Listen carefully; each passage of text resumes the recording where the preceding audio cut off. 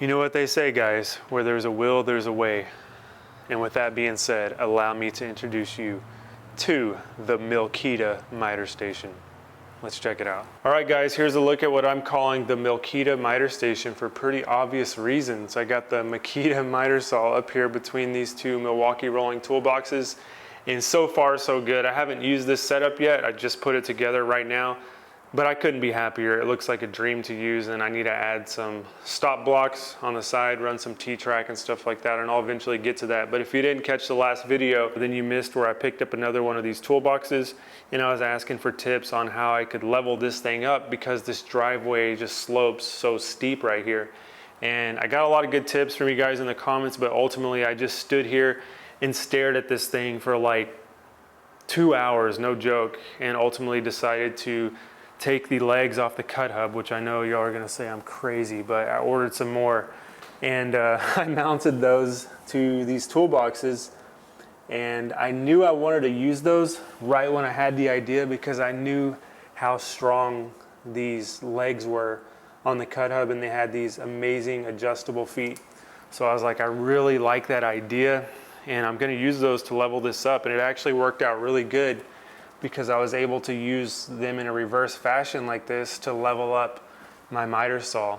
So I can dial this in right where I need it, and with the turn of a knob, just get that dialed in exactly to be flush with this up here.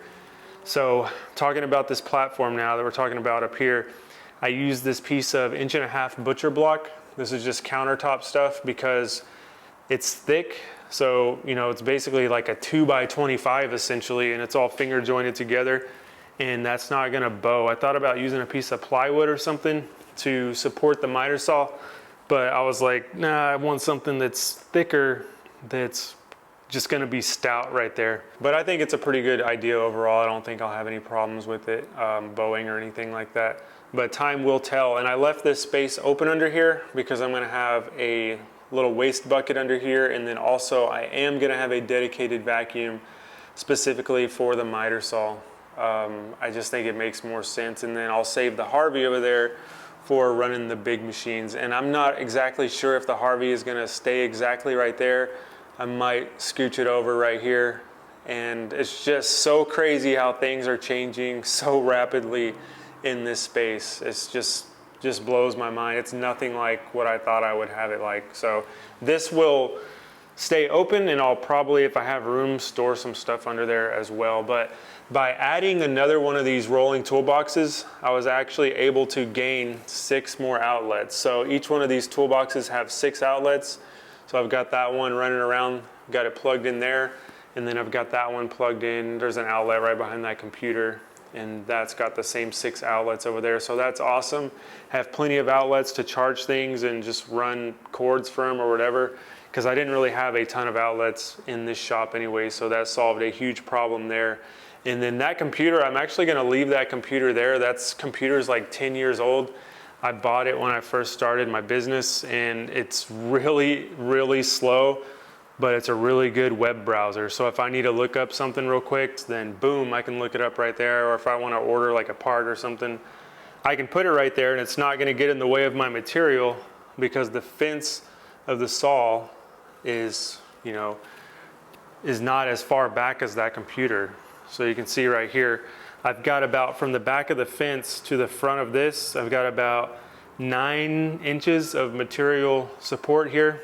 So I can store stuff back here, and it's not gonna get in the way of me cutting material on the miter saw. So I could probably add like a drill press up here or something, and it would be out of the way of the miter saw, but we'll see. We'll see what happens with this work surface up here. But adding this second toolbox gave me a ton more storage, and believe it or not, this thing is almost completely full. I had a ton of stuff just kind of laying around and not having a place for it, and I kept moving it from one place to another, and it was just a nightmare. But yeah, guys, this is a huge step in my process in setting up this shop, and I'm super excited to share every part of this journey with you, which brings me up to another point. My saws are stuck on a boat, and they're not gonna be here till early January. They were supposed to be here around this time. They said mid-December, but they're telling me early January now because they're coming from Italy, and then they're going to Georgia, and then they're going to be stuck in Georgia for 2 weeks because that port is like so backed up or something. But I don't know, it's just, I'm glad I got this part of it done, and now I can get my bandsaw and my combination machine. I cannot wait so I can start doing some really cool stuff. And we've been working, guys, we've been working our normal job and trying to do these videos and trying to put this together, and it's pretty hectic. I'm not complaining. I really enjoy sharing this whole thing, but some people get the wrong idea that I'm like trying to show off, and that is not what I'm trying to do at all. I'm trying to share. A lot of people think because I'm buying all this stuff that I'm like showing off that I have like money and stuff, and like it's so ridiculous. Now, I know most of you guys who watch this, you're cool and you don't care, you're like excited to see it, but there are like 5 or 10% of people who come through and they're like, this guy is just blowing off money and doesn't even do carpentry anymore. And that's not true. We still do our day-to-day job, and we try to do this as well. This is my main focus right now, is setting up this shop. I'm not trying to make videos on how to do wainscot and install crown right now because it's overwhelming, to be honest, like, and try to do these videos. It's a little much. I will always do those videos, but right now the focus is this. And speaking of me spending money and what I spend my own money on, I don't know why people seem to care so much. It's really strange. I mean, don't get me wrong, I know I'm putting it out there and I'm putting myself on the internet, but I'm not doing it to flex or something like that. A lot of people think like, yeah, this guy is just showing off his, no, it's not like that. I mean, if you look up the stuff I'm buying, you can see, yeah, I'm spending a lot of money, but I'm not over here like, yeah, did I mention this was a $1,500 miter saw?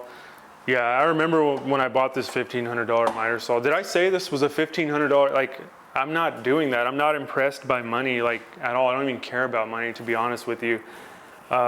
It's not something I've ever really like cared about. It's just weird. It's just a byproduct of what I like to do. But yeah, if you look up the stuff I'm buying, you can see like, yeah, it's a $1,500 miter saw. It's a $750 toolbox. It's a $350 nail guns and stuff like.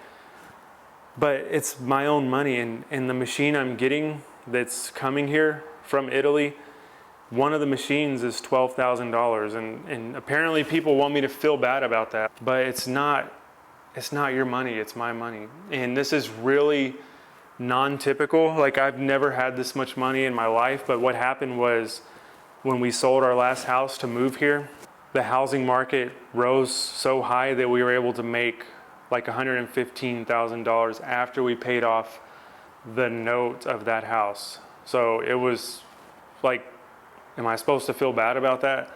Now, I don't have all that anymore because we used it on a down payment to this house, which this house was a lot more expensive than that one. And we set aside some for me to get these tools and do this whole shop thing because it's part of my career. And we set aside some for my wife to do some stuff and some for the kids' school and retirement. So we don't have that anymore, but that's what happened. I mean, I'll be an open book with you. But again, most people don't even care. You guys are just excited to see the journey too, and I'm excited to share it.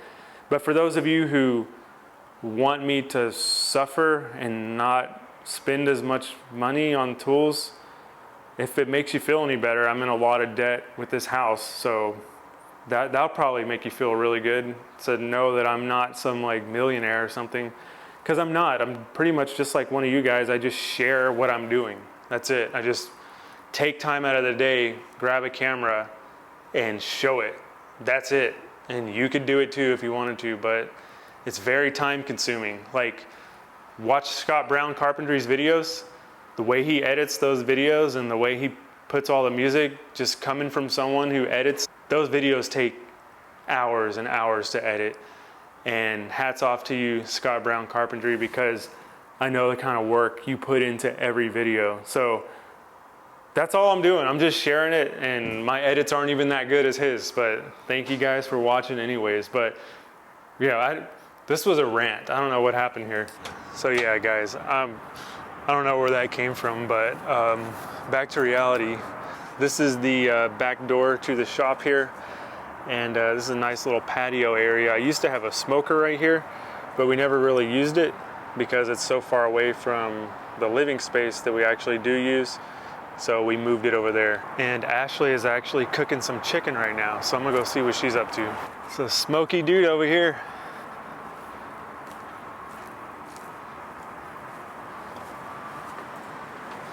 Let's see what we got here on the old pit boss.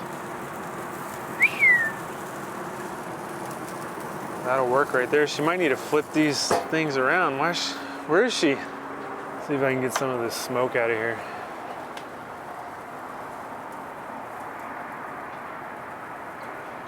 He smells it too. He's going crazy. All right guys, that's gonna do it for this video. I'm gonna try to monitor this chicken while she gets the sides ready. But yeah, hopefully you guys enjoyed my Milkita miter saw station setup. And I know I really enjoyed putting it together. Figuring out all the problems, figuring out the solutions for those problems, and making it happen. So I got a lot more to add to it. Like I said, the stop block, and after I use it, I'm sure I'll figure out some other things I want to do to it. But anyways, guys, thanks so much for watching. I really do appreciate it, and I will catch you on the next one.